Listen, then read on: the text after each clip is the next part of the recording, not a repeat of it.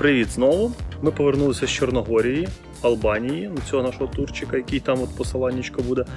І я в Чорногорії помітив якийсь дивний хруст, коли я трішечки повертаю кермо в праву сторону, десь градуса на 2-3. Він робить так тук-тук-тук-тук, синхронно, монотонно. І от зараз з братом будемо дивитися, що це сталося, і шукати, як це можна вирішити. Яка ж вона красива, коли чистесенька. Дивіться, ой-ой, яка ластівка. Ну, красотища така кава. Таким кліренсі вона, щоб була ще пушка. Припідняли нашу машинку і зараз крутимо колесо, щоб зрозуміти, що це таке. Ну, крутимо колесо для початку. Діагностувати намагаємося щось. О, отак, да.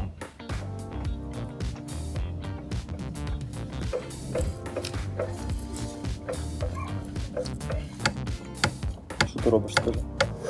Полосся так. Поступальними рухами шевелимо полу ось туди-сюди.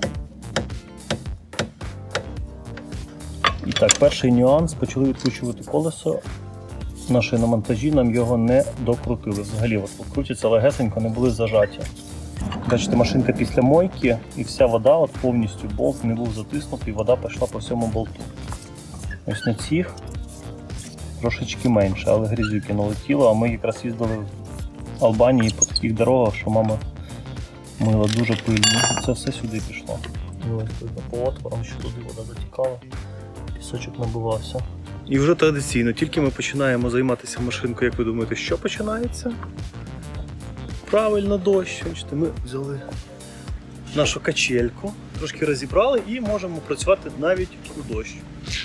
Дощ валить, а ми діагностуємо проблеми. Поки що виявили, ось стольво, солінблок, походу помер повністю, треба буде міняти, бо він вже висипався. Ну і всі биття могли бути, в принципі, через те, що колесо було погано прикручене. От, зараз ще спробуємо перевести, опускаємо трошки машину, для того, щоб покрутити колесо в робочому положенні. І так, поки що, крім того солінблока одного і погано прикрученого колеса, ніяких таких серйозних дефектів ми не бачимо. Тому зараз профілактично пошкурили трошечки кріплення колеса, і зараз диск трошки підчищаємо. Поставимо назад і будемо дивитися знову, як воно себе буде вести. Ну і заодно перевіримо, як прикручені решта коліс. Ну от і все. Просто прикрутили колесо. І я був до цього в сервісі, який мені казав, треба міняти полуось. Просто прикрутили колесо.